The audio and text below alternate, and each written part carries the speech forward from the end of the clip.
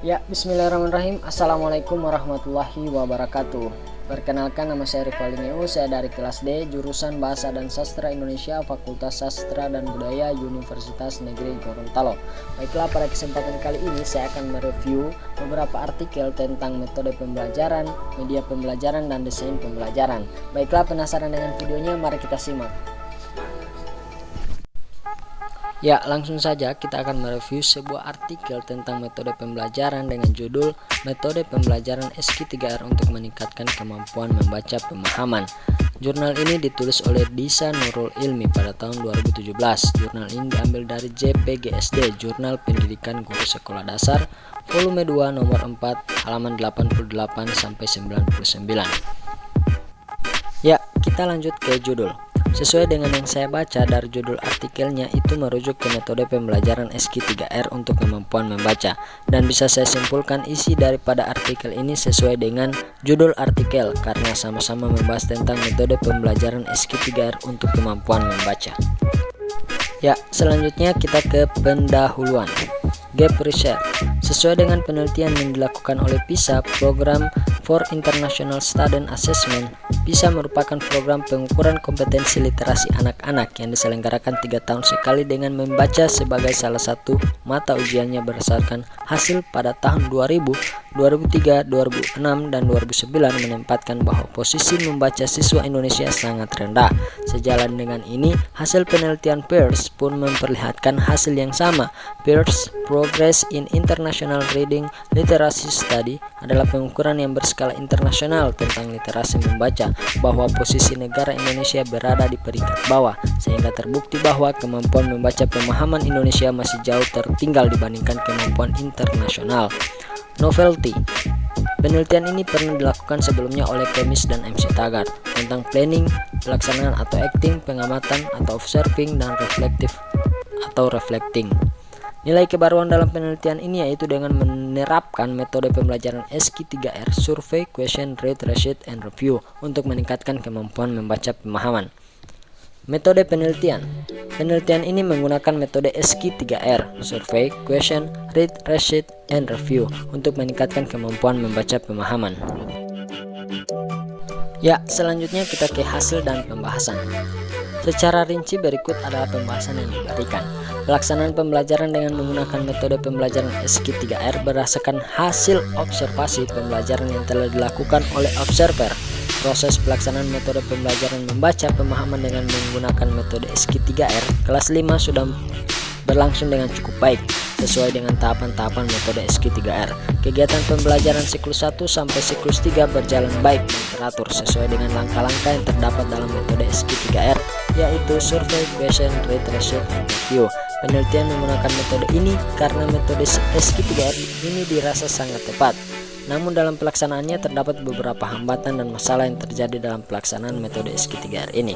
Pada siklus 1 masih banyak siswa merasa kebingungan dengan langkah-langkah pembelajaran yang dilakukan, sehingga cenderung bersikap pasif dalam mengikuti pembelajaran yang dilakukan. Dalam siklus 1 ini peneliti tidak menerapkan permainan selama pembelajaran karena peneliti menganggap bahwa kegiatan membaca membutuhkan konsentrasi dan fokus yang tinggi. Namun ternyata dirasa kurang tepat karena pembelajaran terasa sangat monoton dan membosankan. Ya, selanjutnya saya akan mereview artikel tentang media pembelajaran dengan judul Model Simulasi Media Market dalam Pembelajaran Membaca DENA Siswa SMP Negeri 1 Penggelan Banjarnegara. Jurnal ini ditulis oleh Romela pada tahun 2017 dan jurnal ini diambil di Journal of Education and Teaching nomor 11 halaman 171 sampai 182. Ya, selanjutnya kita ke judul. Judul sudah sesuai dengan isi. Isi menggambarkan tentang penggunaan media market melalui model pembelajaran simulasi untuk meningkatkan kemampuan membaca DENA. Ya, selanjutnya pendahuluan. Gap Research.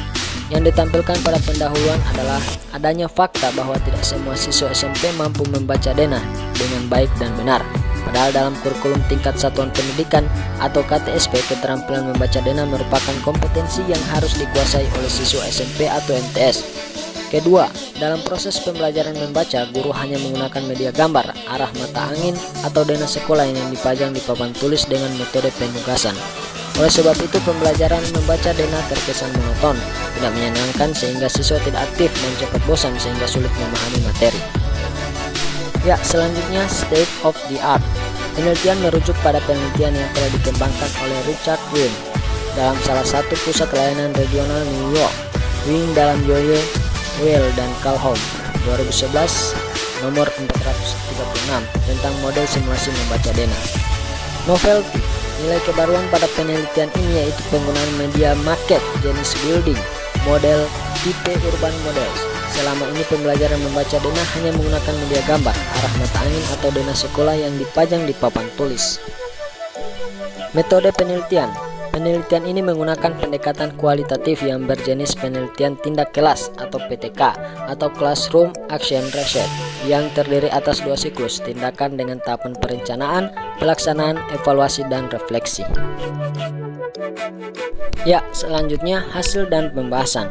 Penggunaan media market melalui model simulasi terbukti dapat meningkatkan kualitas hasil pembelajaran membaca Dena.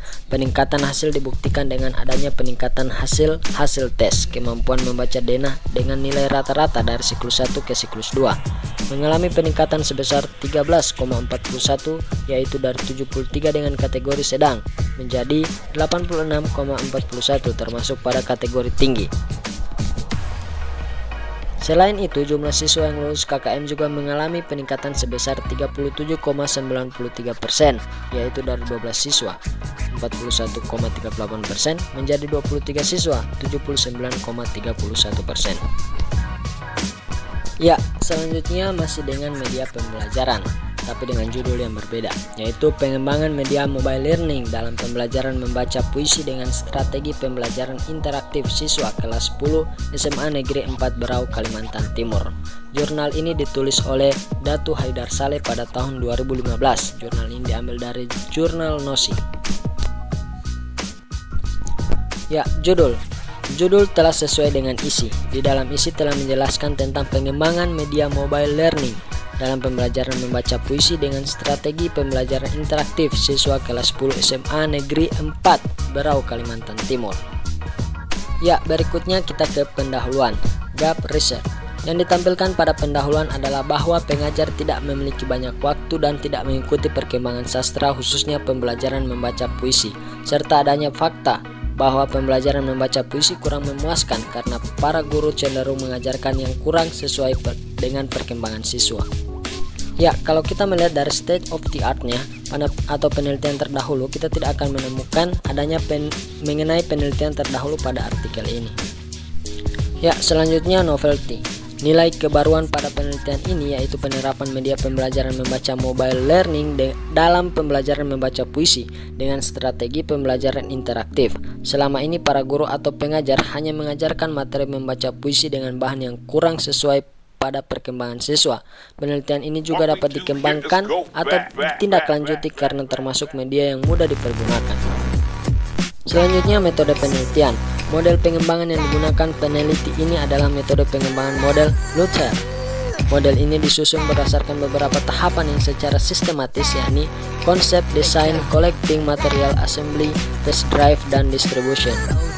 Upaya pemecahan masalah belajar yang berkaitan dengan media belajar sesuai dengan kebutuhan karakteristik siswa.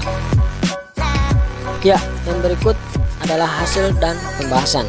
Pengembangan media pada pembelajaran membaca puisi dengan mobile learning menghasilkan produk media mobile learning. Media mobile learning dengan strategi pembelajaran interaktif yang dikembangkan telah memenuhi kriteria valid setelah diadakan uji validasi oleh ahli desain media pembelajaran berada pada kualifikasi baik, ahli materi pembelajaran berada pada kualifikasi sangat baik, dan respon siswa terhadap media mobile learning berada pada kualifikasi sangat baik.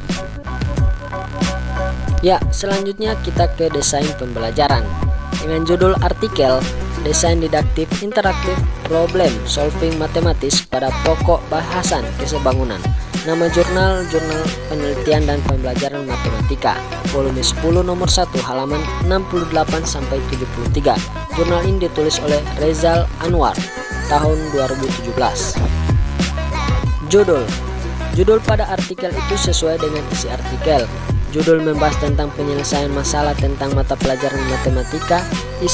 Isi membahas tentang cara dan tujuan agar siswa dapat memahami, menggunakan, memecahkan masalah, mengomunikasikan, dan bersikap menghargai kegunaan matematika dalam kehidupan.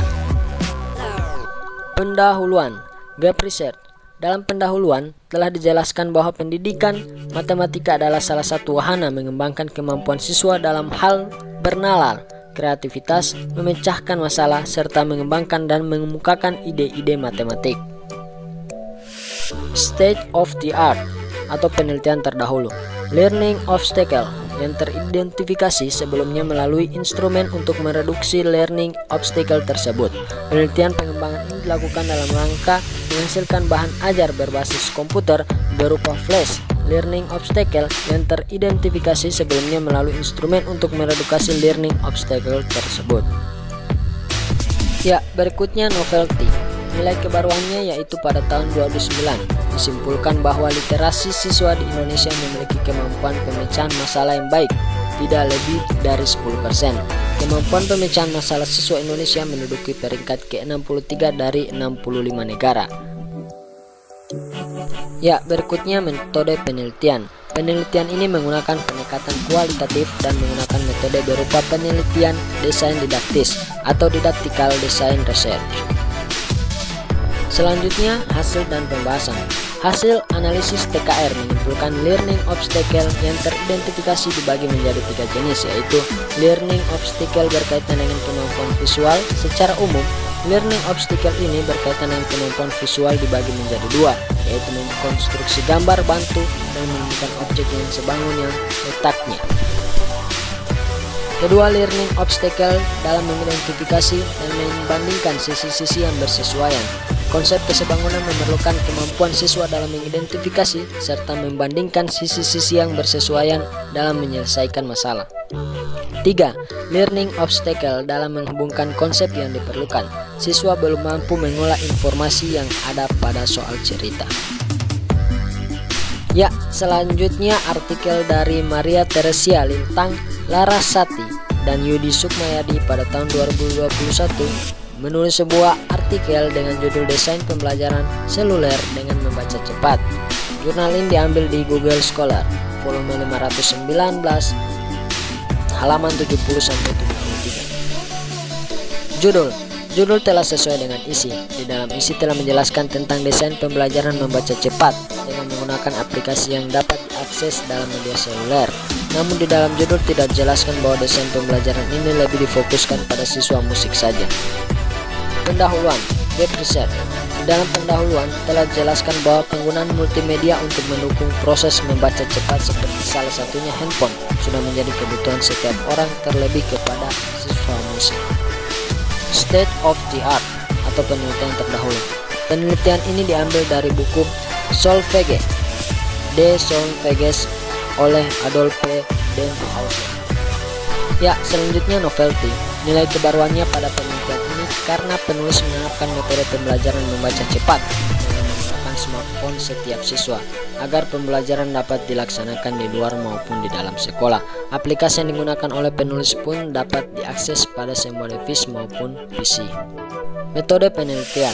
Metode penelitian pengembangan. Data dikumpulkan dengan analisis visual, studi literatur, dan wawancara. Kemudian ditranskripsikan ke MuseScore untuk dapat diakses dalam setiap device siswa. Hasil dan pembahasan. Hasilnya menunjukkan bahwa siswa musik dapat yakin dengan kemampuan mereka untuk menggunakan teknologi yang sudah ada dan dipadukan dalam pembelajarannya.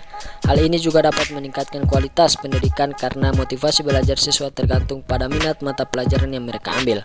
Beberapa siswa yang sulit dalam pembelajaran ini akan menjadi lebih mudah dengan adanya aplikasi yang dapat mendukung pembelajaran di mana saja dan kapan saja. MuseScore pun sangat bermanfaat bagi guru dan siswa karena platform pengajarannya dibentuk secara ideal untuk mengembangkan keterampilan dan kreativitas guru maupun siswa itu sendiri.